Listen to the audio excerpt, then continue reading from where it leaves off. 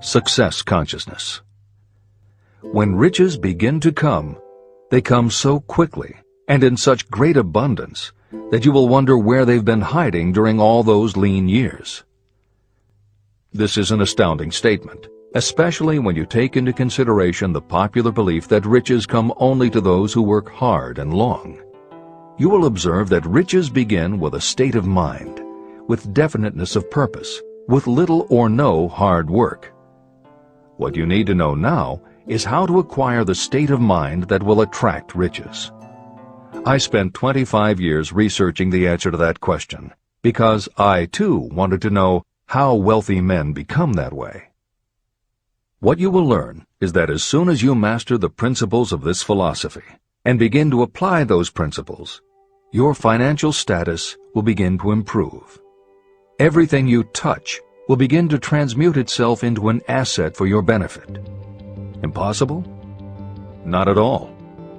One of the main weaknesses the average person suffers is too much familiarity with the word impossible. We know all the rules that will not work. We know all the things that cannot be done. Success comes to those who become success conscious. Failure comes to those who allow themselves to become failure conscious. Another weakness is the habit of measuring everything and everyone by your own impressions and beliefs. Some of you will have trouble believing that you can think and grow rich because your thought habits have been steeped in poverty, misery, failure, and defeat. This kind of thinking reminds me of the story about the man who came from China to study at the University of Chicago. One day, President Harper met this young man on campus and stopped to chat with him for a few minutes. He asked what had impressed him as being the most noticeable characteristic of the American people. "Why," the student exclaimed, "the unusual shape of your eyes." It's all a matter of perspective and habit. The same is true of your belief in what a person can achieve. If you have formed the habit of seeing life only from your own perspective, you may make the mistake of believing that your limitations are in fact the proper measure of limitations. When Henry Ford decided to produce his famous V8 motor, he chose to build an engine with the entire 8 cylinders cast in one block. Ford instructed his engineers to produce a design for the engine. The design was drawn up on paper, but the engineers agreed to a man that it was simply impossible to cast an 8-cylinder engine block in one piece. Ford said, "Produce it anyway." But they replied, "It's impossible." "Go ahead," Ford commanded, "and stay on the job until you succeed, no matter how much time is required." So the engineers went ahead. 6 months went by. Nothing happened. Another 6 months passed, and still nothing. The engineers tried every conceivable plan to carry out the orders, but the thing seemed out of the question. Impossible.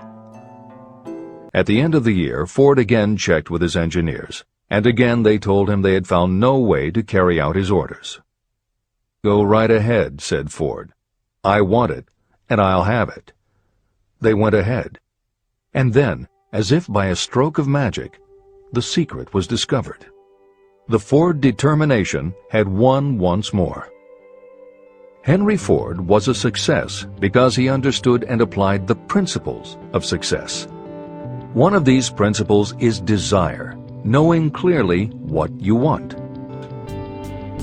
To those readers who may interpret Ford's actions as nothing more than obstinacy, that he was employing a technique that has become a common part of strategic planning in many industries, including aerospace, computers, medicine, and the military. When launching large, complicated, long-term projects, the planners often know that at certain points along the way, they will need components that simply do not yet exist. The fact that at the beginning there is no way to get from A to B does not deter them. There are many parts of the project they can get started on now, and they just assume that by the time they get to the point where they will need a technology or a device, they will have solved the problem of making it. And they have been proven right time and again.